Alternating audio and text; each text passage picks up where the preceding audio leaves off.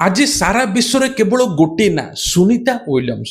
समस्ते प्रशंसा कर बयस है 60 वर्ष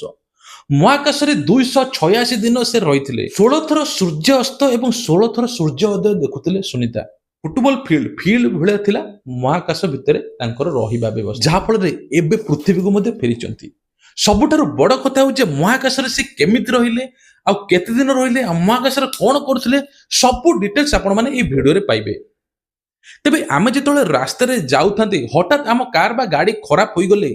भयंकर रास्ता थिबो अंधार थिबो सेही समय आमे भय करूथांती केमिति गाड़ी ठीक हे जाऊ केमिति आम टायर ठीक हे जाऊ आमे गाड़ी धरी पळेबा घरकू। महाकाशचारी सुनीता विलियम्स 8 दिन पई की स्पेस को जाइथिले महाकाश को जाइथिले आ हठात स्पेस रे किसी यांत्रिक त्रुटि जोगुरु खराब होई गला आ पृथ्वी को मध्य फेरी परिले नाही जहा फल रहु रहु 9 मास दीर्घ 9 मास धरी से महाकाश रे थिले। आज्ञा आपण माने सुनिले आश्चर्य हेबे गोटे बंद घरे मध्य आमे 2 दिन रही परिबा नाही तांको सेठी सब सुविधा मिलुथिला खाइबाठू आरंभ कर सब किछि ठीक थिला सब किछि व्यवस्था मध्य होइथिला किंतु महाकाश रे केतबेले कोन हो केही कहि परिबे 9 मास धरी से संघर्ष करी रहउथिले आ शेष आज पृथ्वी को मध्य फेरी 19 तारिख बुधवार आज 3टा भोर 3टारे से पृथ्वी को फेरी सबुठारु बड़ कथा है जे भारतर वंशव सुनीता विलियम्स बापा माता गुजरात गांधीनगर बाहर सुनीता जन्म होता अमेरिका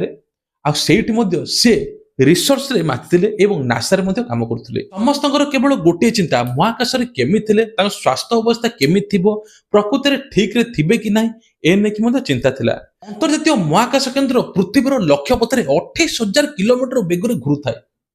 आ पृथ्वीटारू एहार दूरता 420 किलोमीटर। आज्ञा 420 किलोमीटर महाकाश यान सीधा अंडक होई तळकू खसिबो नाही नहले ओ विपद मध्य अछि।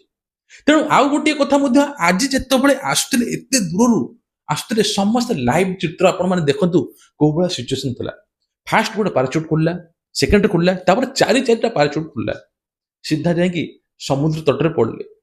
ए जो कैप्सूल भितर सब बसतिले सीधा समुद्र मझरे पड़ला आ आगरो मध्य सब प्रिपरेशन होइतला सब बड़ बड़ बोट मध्य चारिपटे होइतला 16 थर सूर्य अस्त और 16 थर सूर्य उदय देखुतिले सुनीता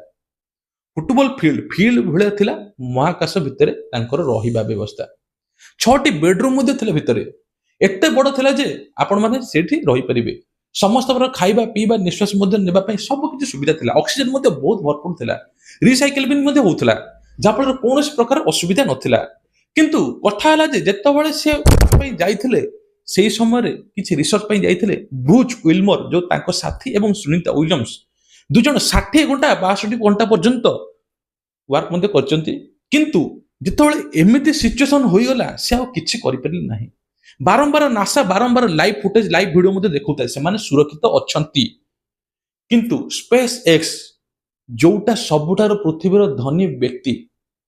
तांकर स्पेस एक्स पठाला आ सेउठ ही सुनीता विलियम्स आसिले शेषर सुनीता मध्य कहले महाकाश थिबा जेति सब मो सहित जहा घटिची सेगुड़ा सब दिन मन रखी केबे भी भूलिबे नाही इंडिया रे हो कि बाहर हो सबटी ठाकुर को डाकुथिले प्रभु जगन्नाथ को डाकुथिले एपटे मध्य तांको पई पूजा करथिले किभली भलरे भलरे फेलिबे स्कूल पिलाठो आरंभ करी सब आडे मध्य गोटे चर्चा सुनीता विलियम्स भलरे भलरे पृथ्वी को फेरंतु माने भाबंतु टेक्नोलॉजी केते ऊपर को जाउची किंतु हमर एठी झगड़ा तोर मोर ये सब हम भाबुचे माने पृथ्वी छाड़ी जे महाकाश रे 286 दिन रहिची भाबंतु से को भाया लोक माने केमिति मेंटेन करथियो केमिति रहिथियो माने भाबंतु। तबे कथा रहला पृथ्वी को फेरिला परे केउ केउ समस्या भोगी परंती सुनीता देखंतु माटी रे पाद थापिया परे से चालिबा मध्य भूली जाइथिबे जेमिति गोटे बेबी जेमिति गोटे छुआटे चालिबा भूली जाइते चाली नुआ नुआ चाली सिके सेही भलिया मध्य से चालिबे तांको मध्य सेति पई फिजियोथेरापी ट्रेनिंग मध्य निया दिबो सेति पई तांको मध्य स्ट्रेचर निया गला महाकाश रे माइक्रो ग्राविटी रे भासमान अवस्था रे चल प्रचल करथिले सुनीता जाफल सीधा मध्य ठिया होई परनथिले माने ऊपर जेमिति आमे उड़ंती सेही टाइप रो मध्य से करथिले जाफल रे से निज ओजन को मध्य जानि परनथिले तेणु करी सबु किछि डिटेल्स सबु किछि तांको सहित सब बड़ बड़ डॉक्टर मध्य तांको एबे सबु किछि प्रिपेयर करिवे निजे केमि चालिबे निजे केमिति सबु व्यवस्था करिवे से ऊपर मध्य तांको ध्यान दिया जिवो काहे कि ना से जो महाकाश रे 8-9 मास रहिथिले ନିଜ ଓଜନ କଣ ସେ ଜାଣିନଥିଲେ, ମାଇକ୍ରୋ ଗ୍ରାଭିଟିରେ ମାନେ ଭାସମାନ ଅବସ୍ଥାରେ ଚଳପ୍ରଚଳ କରୁଥିଲେ।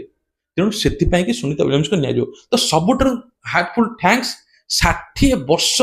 ମହିଳା ଜଣକୁ 60 ବର୍ଷ ହେଲା ପରେ ସୁନିତା ୱିଲିୟମ୍ସ ମଧ୍ୟ ସେ